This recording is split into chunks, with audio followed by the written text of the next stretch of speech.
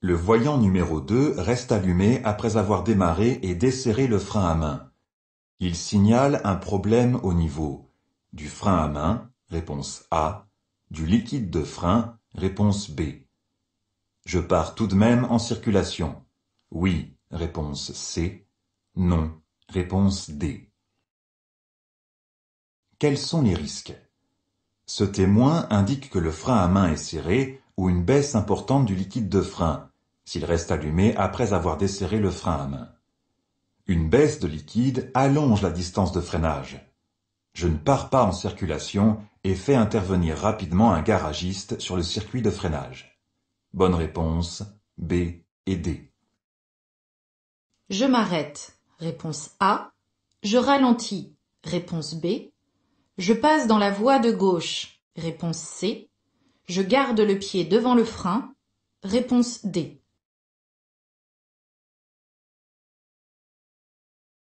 Quels sont les risques? J'aborde une priorité à droite où la visibilité est réduite. Des véhicules stationnés longent la rue et des travaux sont à proximité. Le risque d'accident est important.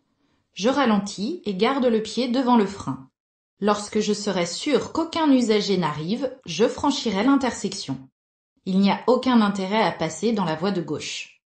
Bonne réponse, B et D. La visibilité est inférieure à 50 mètres.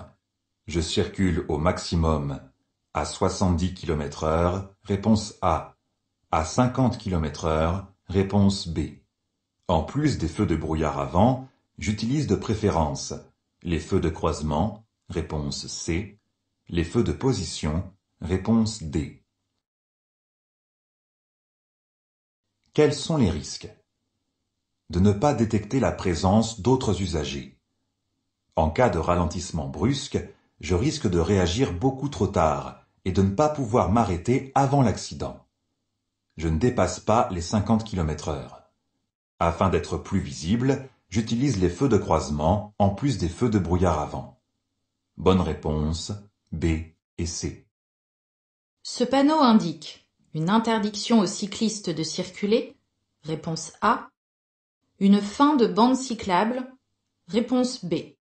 Après ce panneau, la circulation des cyclistes est interdite, oui, réponse C. Non, réponse D. Qu'indique la signalisation? Les panneaux à fond bleu signalent une obligation. Le symbole à l'intérieur précise qu'il s'agit d'une bande ou piste cyclable obligatoire. Le trait rouge indique que l'obligation prend fin. La fin de la bande cyclable le confirme, je risque de rencontrer des cyclistes sur la chaussée. Bonne réponse, B et D. La ceinture est correctement installée. Oui, réponse A. Non, réponse B. À quoi sert la ceinture de sécurité? Son rôle est de retenir l'occupant sur le siège en cas d'accident. Elle évite aussi l'éjection qui augmente les risques de mortalité suite à un accident. Pour fonctionner, la sangle doit être à plat et ajustée. Ici, la sangle est vrillée. Bonne réponse, B. Je suis témoin d'un accident. Je m'approche. Si de la fumée se dégage du bloc moteur, oui, réponse A. Non, réponse B. Si des flammes se dégagent du véhicule, oui, réponse C. Non, réponse D. Quels sont les risques? Ne pas agir met la vie de la victime en danger. Je dois, dans la mesure du possible, porter secours à toute personne en danger. Face à un véhicule qui rejette de la fumée, je peux m'approcher avec prudence et couper le contact. Si le véhicule est en flammes, il est recommandé de ne pas intervenir pour ne pas créer un suraccident ou des victimes supplémentaires. Bonne réponse, A et D. Durant le permis probatoire, j'ai commis une infraction entraînant un retrait de 3 points. Je suis obligé de suivre un stage de sensibilisation à la sécurité routière. Oui, réponse A. Non, réponse B. Qu'est-ce qu'un stage de sensibilisation à la sécurité routière? C'est une formation de 2 jours consécutifs destinée à éviter la réitération de comportements dangereux sur la route. Elle peut être suivie sur la base du volontariat ou sur décision de justice et permet de récupérer jusqu'à 4 points. J'ai commis une infraction pendant mon délai probatoire. Je suis obligé de suivre ce stage. Bonne réponse A. Lorsqu'un voyant de couleur orange s'allume sur le tableau de bord, je m'arrête immédiatement. Réponse A. Je rejoins un garage rapidement. Réponse B. Qu'indique un voyant orange? Un élément important mais non urgent comme le niveau de carburant insuffisant, l'airbag passager désactivé, le préchauffage, etc.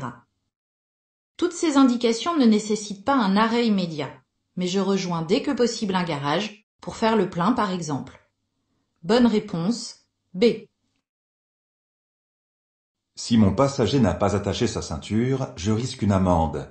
S'il a plus de 18 ans, oui, réponse A, non, réponse B. S'il a moins de 18 ans, oui, réponse C, non, réponse D. Pourquoi risquerais-je une amende pour une infraction que je n'ai pas commise? Tout conducteur est responsable de la sécurité de ses passagers. C'est pour cela que je vérifie toujours avant de partir si tous mes passagers sont attachés. Une personne de 18 ans est majeure et est responsable de ses actes. Si elle n'attache pas sa ceinture, c'est elle qui sera redevable de l'amende. Bonne réponse B et C. La signalisation indique un passage d'animaux domestiques. Réponse A. Un passage d'animaux sauvages. Réponse B. Un danger potentiel. Réponse C. Quelle est la différence entre les animaux domestiques et les animaux sauvages? Les animaux domestiques sont des animaux issus d'élevage, à l'inverse des animaux sauvages. Ce panneau indique un risque de traversée d'animaux domestiques. Cela se produit lorsque l'agriculteur décide de faire traverser la route à son troupeau pour aller d'un champ à un autre, par exemple. Évidemment, il ne fait pas ça toute la journée. Je ralentis. Bonne réponse A et C.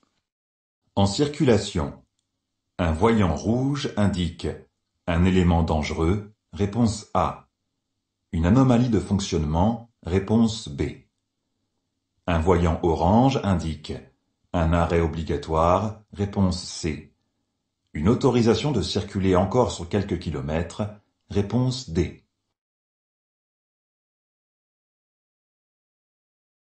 Pourquoi dois-je être attentif aux voyants? Certains voyants signalent le fonctionnement d'équipements comme les feux, mais d'autres signalent des problèmes techniques. Je dois savoir lire les témoins pour adapter mon comportement. En circulation, si un voyant rouge s'allume, je m'arrête dès que possible en sécurité. Si c'est un voyant orange, je peux continuer encore quelques kilomètres. Bonne réponse A, B et D. Le stop and start permet au moteur de s'arrêter automatiquement. Oui, réponse A. Non, réponse B. De se rallumer automatiquement. Oui, réponse C. Non, réponse D. À quoi sert le système stop and start? Il permet d'arrêter et de rallumer le moteur automatiquement, ce qui permet d'économiser jusqu'à 10% de carburant. Il réduit donc la pollution atmosphérique et sonore. Bonne réponse A et C. Je cède le passage. Réponse A. Je continue d'avancer. Réponse B. Je serre à droite. Réponse C. Je m'arrête. Réponse D. Que se passe-t-il? Un usager arrive en face et un autre est stationné devant moi en sens inverse. Il gêne la circulation. L'espace restant entre le bord gauche de la chaussée et le véhicule stationné ne permet pas de se croiser. Je serre à droite et je m'arrête pour céder le passage. Bonne réponse A, C et D. Je peux dépasser le camion. Dans la situation 1, oui, réponse A. Non, réponse B. Dans la situation 2, oui, réponse C. Non, réponse D. Quels sont les risques? Dans les deux situations, je suis un camion. C'est un véhicule encombrant qui a de nombreux angles morts. Si je dépasse, je reste le moins longtemps possible dans ces angles morts. Dans les deux situations, la visibilité vers l'avant est nulle. Le dépassement est donc impossible. Bonne réponse, B et D. Je dépasse le cycliste. Dans la situation 1, oui, réponse A, non, réponse B. Dans la situation 2, oui, réponse C, non, réponse D.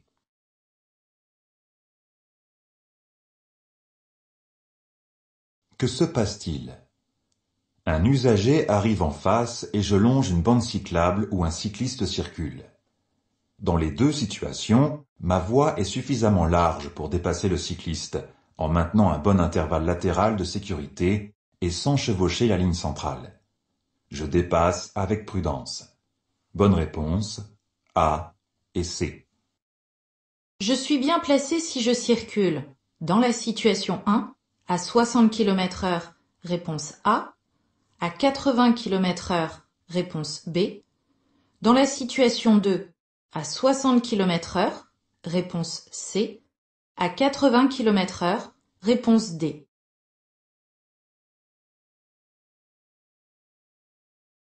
Qu'indique la signalisation? La présence d'une voie pour véhicules lents. Les véhicules lents sont des véhicules qui ne peuvent pas dépasser 60 km/h. Dans la situation 1, quelle que soit mon allure, je suis bien placé, puisque la voie réservée n'a pas encore commencé. Dans la situation 2, je circule déjà dans la voie pour véhicules lents. Je peux y rester si je ne dépasse pas 60 km/h. Bonne réponse, A, B et C. Avant de partir, j'allume mon moteur pendant quelques minutes pour le faire chauffer. Oui, réponse A. Non, réponse B. Est-il nécessaire de faire chauffer le moteur? L'hiver particulièrement, je peux être tenté de faire chauffer le véhicule. Mais cela engendre une pollution atmosphérique inutile, en plus du fait de me faire perdre de l'argent. Avec un peu d'huile de coude et de patience pour enlever le gel sur les vitres, je limite la pollution. Bonne réponse, B. À 200 mètres, je rencontrerai un feu tricolore, réponse A, un giratoire, réponse B, un giratoire et un feu tricolore, réponse C. Le panonceau s'applique-t-il aux deux panneaux? Non. Les panonceaux complètent uniquement les panneaux sous lesquels ils sont implantés, sauf exception. Le panonceau précise que le carrefour à sens giratoire est à 200 mètres. Bonne réponse, B. Je passe avec prudence. Réponse A. Je cède le passage à droite. Réponse B. Je cède le passage à gauche. Réponse C. Je m'arrête. Réponse D.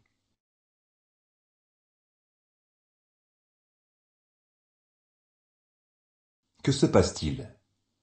J'aborde une intersection réglée par un feu tricolore qui ne fonctionne pas. J'applique la priorité signalée par le panneau qui le complète. Je peux passer avec prudence en m'assurant que les usagers venant de gauche et de droite vont bien respecter le régime de priorité. Bonne réponse, A. Téléphoner en conduisant augmente. Le temps de réaction. Oui, réponse A. Non, réponse B. La distance de freinage. Oui, réponse C. Non, réponse D. Quelles sont les conséquences de l'utilisation du téléphone au volant? Je suis concentré sur ma conversation et moins sur la tâche de conduite. Mon temps de réaction est augmenté. La distance de freinage dépend de l'état du véhicule et du sol. Elle n'est donc pas impactée par une baisse de vigilance. Bonne réponse, A et D.